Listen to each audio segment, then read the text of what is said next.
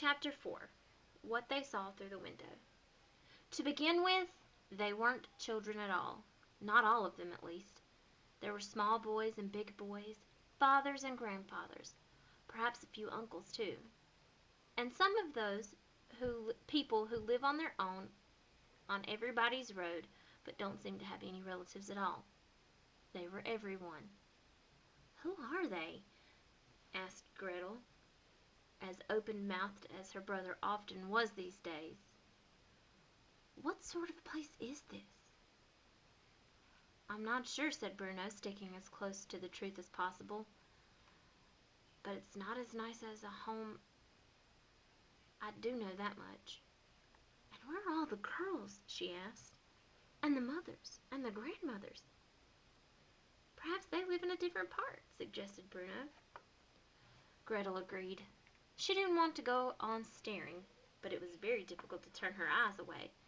So far, all she had seen was the forest facing her own window, which looked a little dark, but a good place for picnics if there was any sort of clearing further along it. But from this side of the house the view was very different. It started off nicely enough. There was a garden directly beneath Bruno's window, quite a large one too, and full of flowers which grew in neat orderly sections in soil that looked as if it was tended very carefully by someone who knew that growing flowers in a place like this was something good that they could do, like putting a tiny candle of light in the corner of a huge castle on a misty moor on a dark winter's night. Past the flowers there was a very pleasant pavement with a wooden bench on it, where Gretel could imagine sitting in the sunshine and reading a book. There was a plaque attached to the top of the bench, but she couldn't read the inscription from this distance.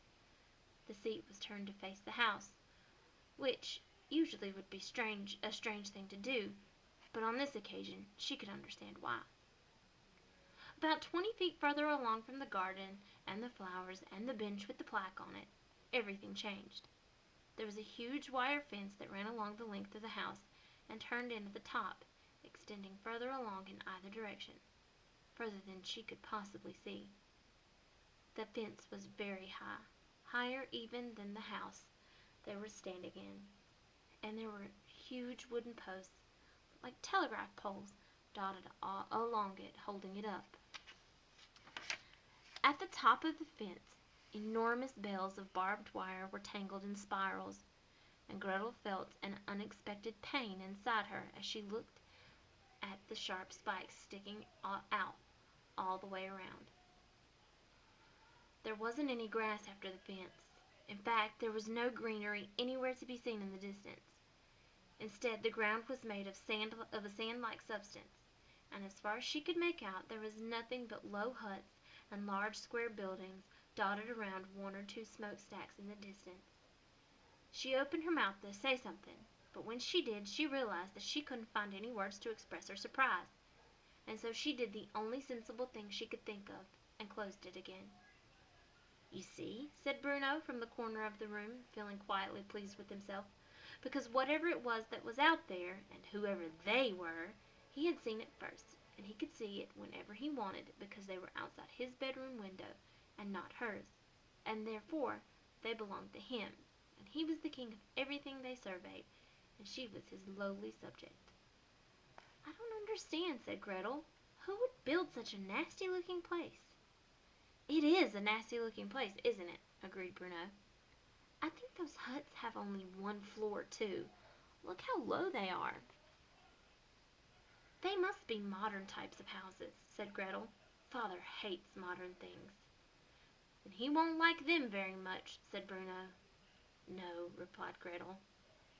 She stood still for a long time, staring at them. She was 12 years old, and was considered to be one of the brightest girls in her class. So she squeezed her lips together and narrowed her eyes and forced her brain to understand what she was looking at. Finally, she could think of only one explanation. "This must be the countryside," said Gretel, turning round to look at her brother triumphantly. "The countryside?" "Yes, it's the only explanation, don't you see? When we're at home in Berlin, we're in the city. That's why there's so many people and so many houses, and the schools are full, and you can't make your way through the center of town on a Saturday afternoon without getting pushed from pillar to post." Yes, said Bruno, nodding his head, trying to keep up. But we learned in geography class that in the countryside, where all the farmers are and the animals, and they grow all the food, there are huge areas like this where people live and work and send all the food to feed us. She looked out of the window again at the huge area spread out before her and the distance that existed between each of the huts. This must be it. It's the countryside. Perhaps this is our holiday home, she added hopefully. Bruno thought about it and shook his head. I don't think so, he said with great conviction. You're 9, countered Gretel. How would you know? When you get to my age, you'll understand these things a lot better. That might be so, said Bruno, who knew that he was younger, but didn't agree that that made him less likely to be right. But if this is the countryside, like you said it is, then where are all the animals you're talking about? Gretel opened her mouth to answer him, but couldn't think of a suitable reply. So she looked out of the window again instead, and peered around them for them, but they were nowhere to be seen. There should be cows and pigs and sheep and horses, said Bruno. If it was a farm, I mean. Not to mention chickens and ducks. And there aren't any, admitted Gretel quietly. And if they grow food here, like you suggested, Bruno continued, enjoying himself enormously, then I think the ground would have to look a lot better than that, don't you? I don't think you could grow anything at all in that dirt. Gretel looked at it again and nodded, because she was not so silly as to insist on being in the right all the time, when it was clear the argument stood against her. Perhaps it's not a farm, then, she said. It's not, agreed Bruno, which means this mightn't be the countryside, she continued. No, I don't think it is, he replied. Which also means that this probably isn't our holiday home after all, she concluded. I don't think so, said Bruno. He sat down on the bed and for a moment wished that Gretel would sit down beside him and put her arm around him and tell him that it was all going to be all right and that sooner or later they'd get to like it here and they'd never want to go back to Berlin. But she was still watching from the window, and this time she wasn't looking at the flowers or the pavement or the bench with the plaque on it, or the tall fence or the wooden telegraph poles or the barbed wire bells or the hard ground beyond them, or the huts, or the small buildings, or the smokestacks. Instead, she was looking at the people. Who are all those people? She asked in a quiet voice, almost as if she wasn't asking Bruno, but looking for an answer from someone else. And what are they all doing there? Bruno stood up, and for the first time, they stood there together, shoulder to and stared at what was happening not 50 feet away from their new home. Everywhere they looked, they could see people, tall, short, old, young, all moving around. Some stood perfectly still in groups, their hands by their side, trying to keep their heads up as a soldier marched in front of them, his mouth opening and closing quickly, as if he were shouting something at them. Some were formed into a sort of chain gang and pushing wheelbarrows from one side of the camp to the other, appearing from a place out of sight and taking their wheelbarrows further along behind a hut, where they disappeared again. A few stood near the huts in quiet groups, staring at the ground as if it was the sort of game where they didn't want to be spotted. Others were on crutches, and many had bandages around their heads. Some carried spades and were being led by groups of soldiers to a place where they could no longer be seen. Bruno and Gretel could see hundreds of people, but there were so many huts before them, and the camp spread out so much farther than they could possibly see, that it looked as though there must be thousands out there. And all living so close to us, said Gretel, frowning. In Berlin, our nice quiet street, we only had 6 houses, and now there are so many. Why would Father take a new job here in such a nasty place and with so many neighbors? It doesn't make sense. Look over there, said Bruno, and Gretel followed the direction of the finger he was pointing and saw, emerging from a hut in the distance, a group of children huddled together and being shouted at by a group of soldiers. The more they were shouted at, the closer they huddled together. But then one of the soldiers lunged towards them, and they separated and seemed to do what he had wanted them to do all along, which was to stand in a straight line. When they did, the soldiers all started to laugh and applauded them. "It must be some sort of rehearsal," suggested Gretel, ignoring the fact that some of the children, even some of the older ones, even the ones as grown up as her, looked as if they were crying. "I told you there were children here," said Bruno. "Not the type of children I want to play with," said Gretel in a determined voice. "They look filthy. Hilda and Isabel and Louise have a bath every morning, and so do I. Those children look like they've never had a bath in their lives." "It does look very dirty over there," said Bruno. "But maybe they don't have any baths." "Don't be stupid," said Gretel, despite the fact that she had been told time and time again that she was not to call her brother stupid. "What kind of people don't have baths?" "I don't know," said Bruno. "People who don't have any hot water?" Gretel watched for another few moments before shivering and turning away. "I'm going back to my room to arrange my dolls," she said. "The view is decidedly nicer from there." With that remark she walked away, returning across the hall to her bedroom and closing the door behind her. But she didn't go back to arranging her dolls quite yet. Instead, she sat down on the bed and a lot of things went through her head. And one final thought came into her brother's head as he watched the hundreds of people in the distance going about their business, and that was the fact that all of them, the small boys, the big boys, the fathers, the grandfathers, the uncles, the people who lived on their own on everybody's road but didn't seem to have any relatives at all, were wearing the same clothes as each other, a pair of gray striped pajamas with a gray striped cap on their heads. "How extraordinary," he muttered, before turning away. Chapter 5. Out of bounds at all times and no exceptions. There was only one thing for it, and that was to speak to Father. Father hadn't left Berlin in the car with them that morning. Instead, he had left a few days earlier, on the night of the day that Bruno had come home to find Maria going through his things, even the things he'd hidden at the back that belonged to him and were nobody else's business. In the days following, Mother, Gretel, and Maria, Cook, Lars, and Bruno had spent all their time boxing up their belongings and loading them into a big truck to be brought to their new home at Outwith. It was on this final morning, when the house looked empty and not like their real home at all, that the very last thing they owned were put into suitcases, and an official car with red and black flags on the front had stopped at their door to take them away. Mother, Maria, and Bruno were the last people to leave the house, and it was Bruno's belief that Mother didn't realize the maid was still standing there, because as they took one last look around the empty hallway where they had spent so many happy times, the place where the Christmas tree stood in December, the place where the wet umbrellas were left in the stand during the winter months, the place where Bruno was supposed to leave his muddy shoes when he came in but never did, Mother had shaken her head and said something very strange. "We should never have let the Fury come to dinner," she said. "Some people and their determination to get ahead." Just after she said that, she turned around and Bruno could see that she had tears in her eyes.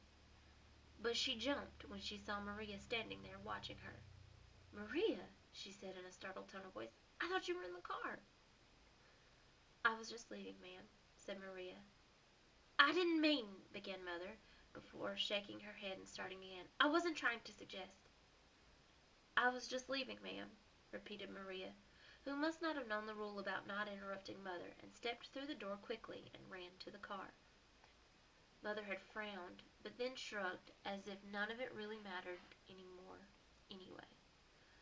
"Come on then, Bruno," she said, taking his hand and locking the door behind them. "Let's hope we get to come back here some day when all this is over."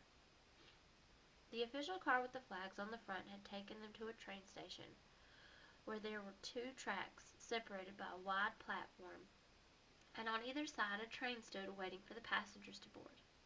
Because there were so many soldiers marching around on the other side, not to mention the fact that there was a long hut belonging to the signalman separating the tracks, Bruno could only make out the crowds of people for a few moments. before he and his family boarded a very comfortable train with very few people on it and plenty of empty seats and fresh air when the windows were pulled down. If the trains had been going in different directions, he thought, it wouldn't have seemed so odd. But they weren't. They were both pointed eastward. For a moment he considered running across the platform to tell the other people about the empty seats in his carriage, but he decided not to, as something told him that if he didn't make Mother angry, it would probably make Gretel furious, and that would be worse still. Since arriving at Outwith and their new house, Bruno hadn't seen his father. He had thought perhaps he was in his bedroom earlier when the door creaked open, but that had turned out to be the unfriendly young soldier who had stared at Bruno without any warmth in his eyes. He hadn't heard Father's booming voice anywhere, and he hadn't heard the heavy sound of his boots on the floorboards downstairs. But there were definitely people coming and going, and he debated what to do for the and as he debated what to do for the best, he heard a terrific commotion coming from downstairs and went out to the hallway to look over the banister. Down below he saw the door to Father's office standing open and a group of 5 men outside it, laughing and shaking hands. Father was at the center of them and looked very smart in his fresh pressed uniform. His thick dark hair had obviously been recently lacquered and combed, and as Bruno watched from above, he felt both scared and in awe of him. He didn't like the look of the other men quite as much. They certainly weren't as handsome as Father, nor were their uniforms as freshly pressed, nor were their voices so booming, or their boots so polished. They all held their caps up under their arms and seemed to be fighting with each other for Father's attention. Bruno could only understand a few of their phrases as they traveled up to him. Made mistakes from the moment he got here. It got to the point where the Fury had no choice but to, said one. Discipline, said another. And efficiency. We have lacked efficiency since the start of 42, and without that, it's clear, what the numbers say. It's clear, Commandant, said the third. And if we build another, said the last, imagine what we could do then. Just imagine it. Father held a hand in the air, which immediately caused the other men to fall silent. It was as if he was the conductor of a barbershop quartet. Gentlemen, he said, and this time Bruno could make out every word, because there had never been a man born who was more capable of being heard from one side of a room to the other than Father. Your suggestions and your encouragement are very much appreciated. And the past is the past. Here we have a fresh beginning. But let that beginning start tomorrow. For now, I'd better help my family settle in, or there will be as much trouble for me in here as there is for them out there. You understand? The men all broke into laughter and shook Father's hand.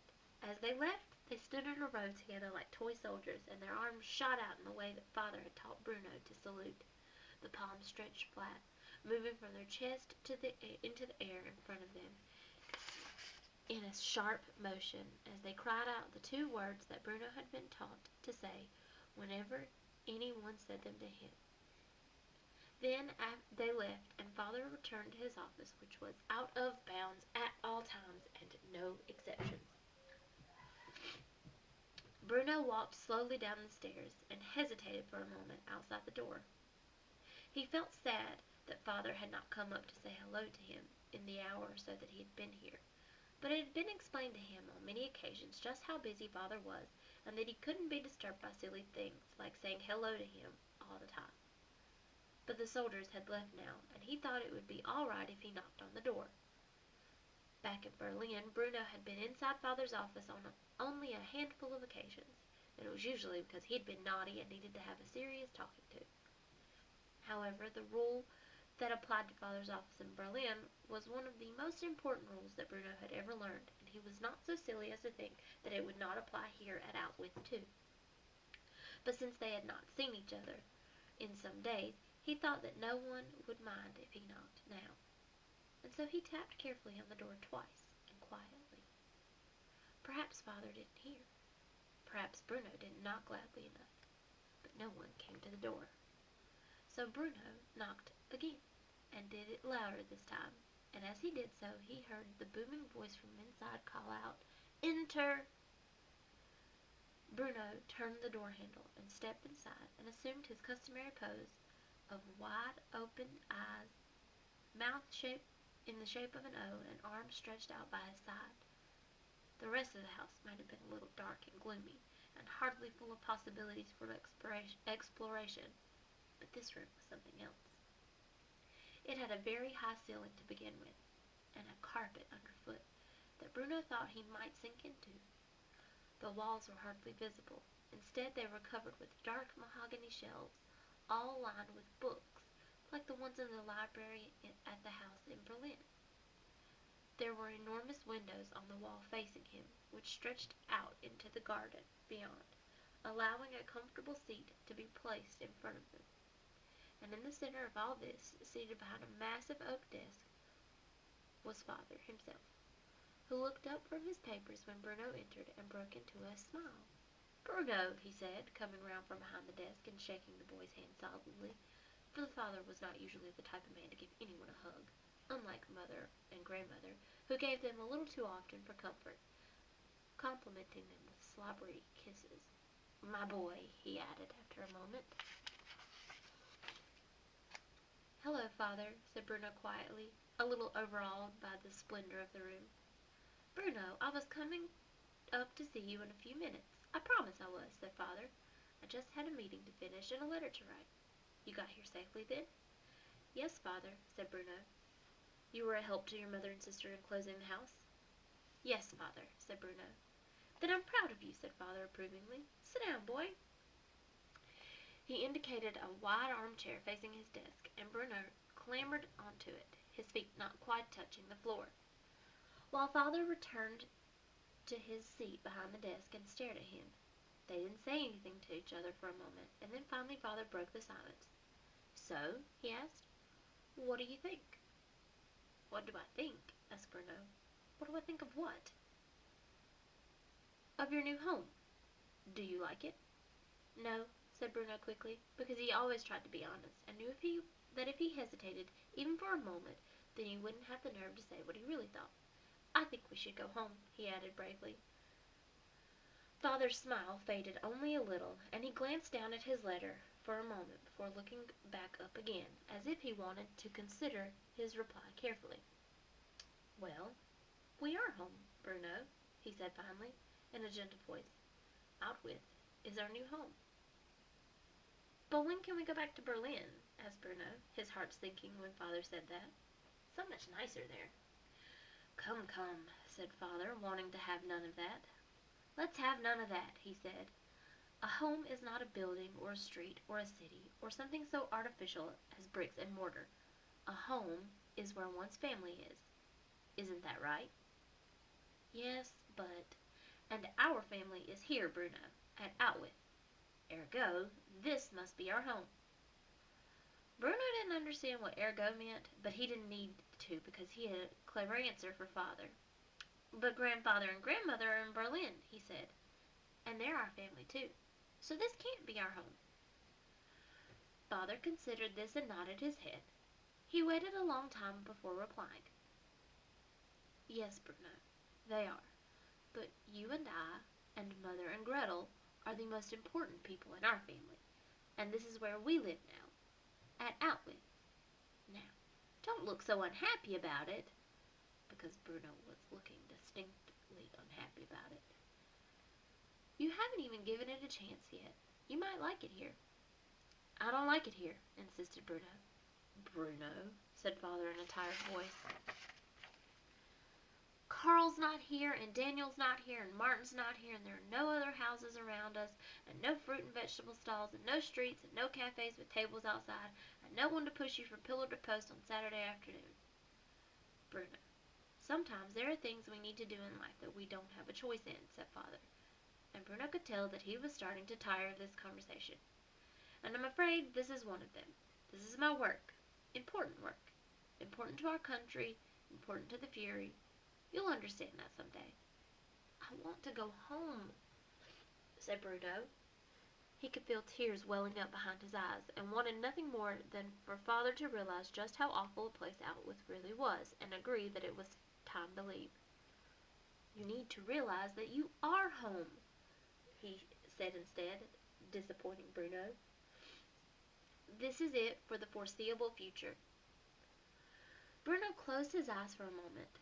There hadn't been many times in his life when he had been quite so insistent on having his own way, and he had certainly never gone to Father with quite so much a desire for him to change his mind about something. But the idea of staying here, the idea of having to live in such a horrible place, where there was no one at all to play with, was too much to think about. When he opened his eyes again a moment later, Father stepped round from behind his desk and settled himself in the armchair beside him.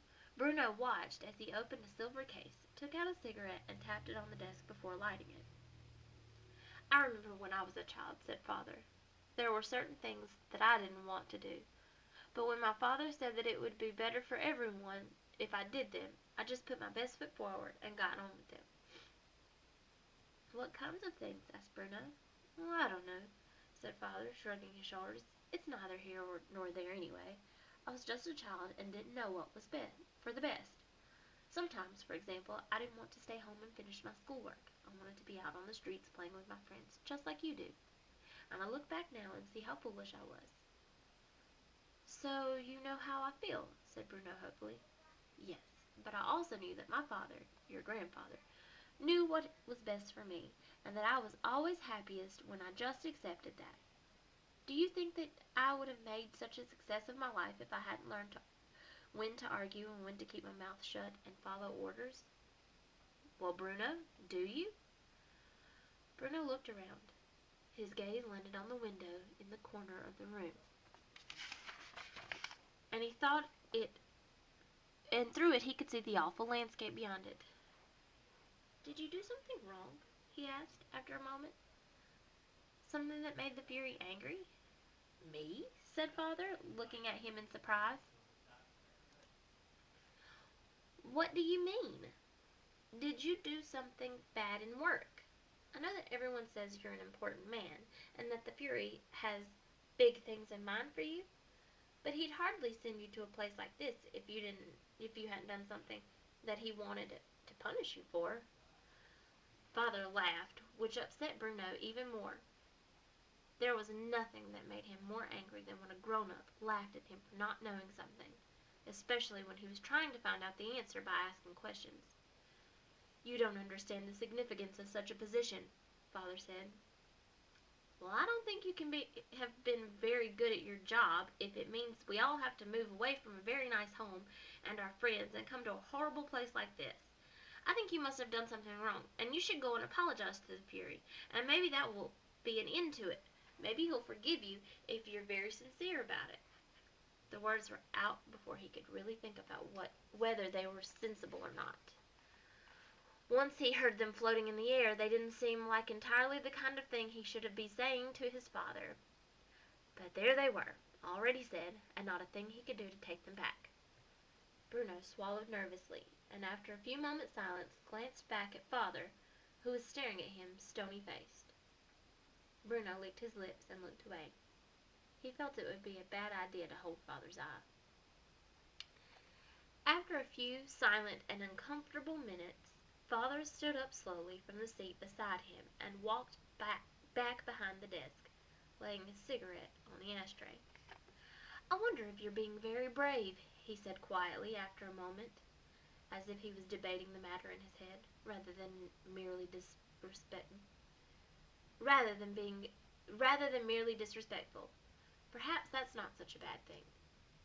"I didn't mean—" "But you will be quiet now," said Father, raising his voice and interrupting him, because none of the rules of normal family life ever applied to him.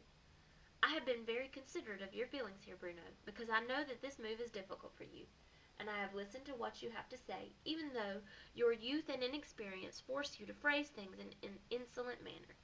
And you'll notice that I have not reacted to any of this. But the moment has come when you will simply have to accept that—" "I don't want to accept it!" shouted Bruno, blinking in surprise because he hadn't known he was going to shout out loud. In fact, it came as a complete surprise to him. He tensed slightly and got ready to make a run for it if necessary. But nothing seemed to be making Father angry today. And if Bruno was honest with himself, he would have admitted that Father rarely became angry. He became quiet and distant, and always had his way in the end anyway. And rather than shouting at him or chasing around the house, he simply shook his head and indicated that their debate was at an end.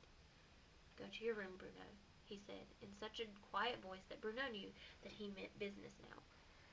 So he stood up, tears of frustration forming in his eyes. He walked towards the door, but before opening it he turned round and asked one final question. "Father," he began. "Bruno, I'm not going to," began Father irritably. "It's not about that," said Bruno quickly. "I just have one other question." Father sighed, but indicated that he should ask it, and then that would be an end to the matter, and no arguments. Bruno thought about his question, wanting to phrase it exactly right this time, just in case it came out as being rude or uncooperative. "Who are all those people outside?" he said finally.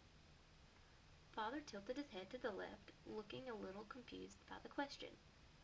"Soldiers, Bruno," he said, "and secretaries, staff workers. You've seen them all before, of course." "No, not them," said Bruno. "The people I see from my window. In the huts, in the distance. They're all dressed the same." "Ah, those people," said Father, nodding his head and smiling slightly. "Those people, well, they're not people at all, Bruno." Bruno frowned. "They're not?" he asked, unsure what Father meant by that. "Well, at least not as we understand the term," Father continued. "But you shouldn't be worrying about them right now. They're nothing to do with you. You have nothing whatsoever in common with them. Just settle into your new home and be good, that's all I ask. Accept the situation in which you find yourself, and everything will be so much easier." "Yes, Father," said Bruno, unsatisfied by his response. He opened the door, and Father called him back for a moment, standing up and raising an eyebrow as if he'd forgotten something. Bruno remembered the moment his father made the signal and said the phrase, and imitated him exactly. He pushed his 2 feet together and shot his right arm into the air before clicking his 2 heels together and saying in a deep and clear voice as possible, as much like Father as he could manage, the words he said every time he left a soldier's presence. "Heil Hitler," he said, which he presumed was another way of saying, "Well, goodbye for now. Have a pleasant afternoon." Chapter 6. The Overpaid Maid.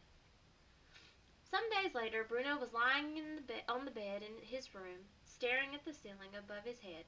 The white paint was cracked and peeling away from itself in a most unpleasant manner, unlike the paintwork in the house in Berlin, which was never chipped and received an annual top-up every summer when Mother brought the decorators in. On this particular afternoon he lay there and stared at the spidery cracks, narrowing his eyes to consider what might lie beyond them. He imagined that there were insects living in the spaces between the paint and the ceiling itself, which were pushing it out, cracking it wide, opening it up, trying to create a gap so that they could squeeze through and look for a window where they might make their escape. Nothing, thought Bruno, not even the insects, would ever choose to stay it out with. "Everything here is horrible," he said out loud, even though there was no one present to hear him. But somehow it made him feel better to hear the words stated anyway. "I hate this house. I hate my room, and I even hate the paintwork. I hate it all. Absolutely everything." Just as he finished speaking, Maria came to the door carrying an armful of his washed and dried and ironed clothes. She hesitated for a moment when she saw him lying there, but then bowed her head a little and walked silently over toward the wardrobe. "Hello," said Bruno. For although talking to a maid wasn't quite the same thing as having a friend to talk to, there was no one else around to have a conversation with, and it made much more sense than talking to himself. Gretel was nowhere to be found, and he had begun to worry that he would go mad with boredom. "Master Bruno," said Maria quietly, separating his vest from his trousers and his underwear, and putting them in different drawers on different shelves. "I expect you're as unhappy about this new arrangement as I am," said Bruno, as she turned to look at him with an expression that suggested she didn't understand what he meant. "This," he explained, sitting up and looking around. "Everything here, it's awful, isn't it? Don't you hate it too?"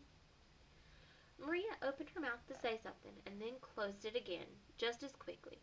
She seemed to be considering her response carefully, selecting the right words, preparing to say them, and then thinking better of it and discarding them altogether. Bruno had known her for almost all his life.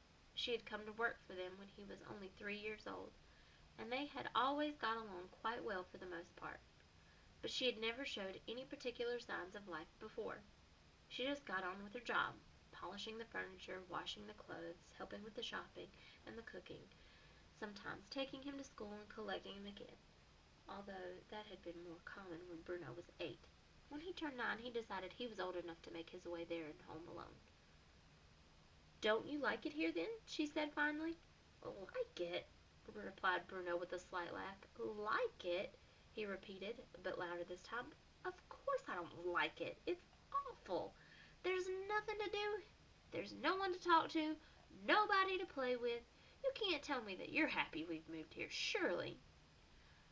"I always enjoyed the garden at the house in Berlin," said Maria, answering an entirely different question. "Sometimes, when it was a warm afternoon, I liked to sit out there in the sunshine and eat my lunch underneath the ivy tree by the pond. The flowers were very beautiful there. The scents, the way the bees hovered around them, and they never bothered you if you just left them alone." "So you don't like it here, then?" asked Bruno. "You think it's as bad as I do?" Maria frowned. "It's not important," she said. "What is it?" "What I think." "Well, of course it's important," said Bruno irritably, as if she was just being deliberately difficult. "You're part of the family, aren't you?" "I'm not sure whether your father would agree with that," said Maria, allowing herself a smile, because she was touched by what he had just said. "Well, you've brought here against your will, just like I have, if you ask me. We're all in the same boat, and it's leaking." For a moment it seemed to Bruno as if Maria really was going to tell him what she was thinking. She laid the rest of his clothes down on the bed, and her hands clenched into fists as if she was terribly angry about something. Her mouth opened, but froze there for a moment, as if she was scared of all the things she might say if she allowed herself to begin. "Please tell me, Maria," said Bruno, because maybe if we all feel the same way, we can persuade Father to take us home again." She looked away from him for a few moments and shook her head sadly before turning back to face him. "Your father knows what is for the best," she said. "You must trust in that." "But I'm not sure I do," said Bruno. "I think he's made a terrible mistake." "Then it's a mistake we all have to live with." "When I make mistakes, I get punished," insisted Bruno, irritated by the fact that the rules that always applied to children never seemed to apply to grown-ups at all, despite the fact that they were the ones who enforced them. "Stupid father," he added under his breath. Maria's eyes opened wide, and she took a step toward him, her hands covering her mouth for a moment in horror. She looked around to make sure that no one was listening to them, and had heard what Bruno had just said. "You mustn't say that," she said. "You must never say something like that about your father." "I don't see why not," said Bruno. He was a little ashamed of himself for having said it, but the last thing he was going to do was sit back and receive a telling off when no one seemed to care about his opinions anyway. "Because your father is a good man," said Maria, "a very good man. He takes care of all of us." "Bringing us all the way out here to the middle of nowhere, you mean? Is that taking care of us?" "There are many things your father has done," she said. "Many things of which you should be proud. If it wasn't for your father, where would I be now, after all?" "Back in Berlin, I expect," said Bruno, "working in a nice house, eating your lunch underneath the ivy, and leaving the bees alone." "You don't understand. You don't remember when I came to work for you, do you?" she asked quietly, sitting down for a moment on the side of his bed. Something she had never done before. "How could you? You were only 3. Your father took me in and helped me when I needed him. He gave me a job, a home, food. You can't imagine what it's like to need food." You've never been hungry, have you?" Bruno frowned. He wanted to mention that he was feeling a bit peckish right now, but instead he looked across at Maria and realized for the first time that he had never fully considered her to be a person with a life and a history all her own. After all, she had never done anything, as far as he knew, other than be his family's maid.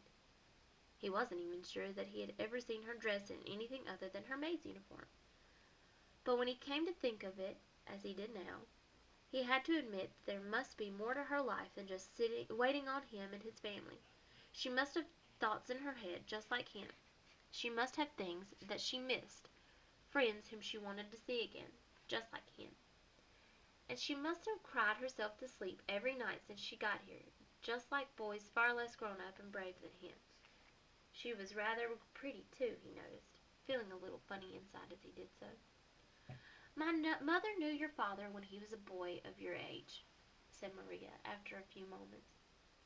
"She worked for your grandmother. She was a dresser for her when she toured Germany as a young woman.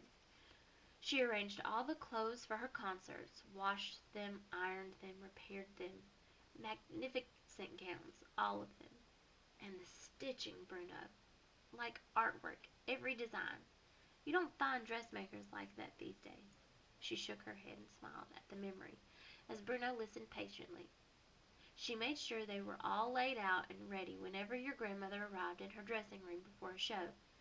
And after your grandmother retired, of course, my mother stayed friendly with her and received a small pension. But times were hard then, and your father offered me a job, the first I had ever had. A few months later my mother became very sick, and she needed a lot of hospital care, and your father arranged it all, even though he was not obliged to. He paid for it out of his own pocket because she had been a friend to his mother, and he took me into his household for the same reason. And when she died, he paid all the expenses for her funeral, too. So don't you ever call your father stupid, Bruno. Not around me. I won't allow it." Bruno bit his lip. He had hoped that Maria would take his side in the campaign to get away from Outwit, but he could see where her loyalties really lay, and he had to admit that he was rather proud of his father when he heard that story. "Well," he said, unable to think of something clever to say now, "I suppose that was nice of him." "Yes," said Maria, standing up and walking over toward the window, the one through which Bruno could see all the way to the huts and the people in the distance. "He was very kind to me then," she continued quietly, looking through it herself now, and watching the people and the soldiers go about their businesses far away. "He has a lot of kindness in his soul. Truly he does. Which makes me wonder." She drifted off as she watched them, and her voice cracked suddenly, and she sounded as if she might cry. "Wonder what?" asked Bruno. "Wonder what how he can... How he can what?" insisted Bruno. The noise of a door slamming came from downstairs and reverberated through the house so loudly like a gunshot that Bruno jumped and Maria let out a small scream. Bruno recognized footsteps pounding up the stairs toward them quicker and quicker, and he crawled back on the bed, pressing himself against the wall, suddenly afraid of what was going to happen next. He held his breath, expecting trouble, but it was only Gretel, the hopeless case. She poked her head through the doorway and seemed surprised to find her brother and the family maid engaged in conversation. "What's going on?" asked Gretel. "Nothing," said Bruno defensively.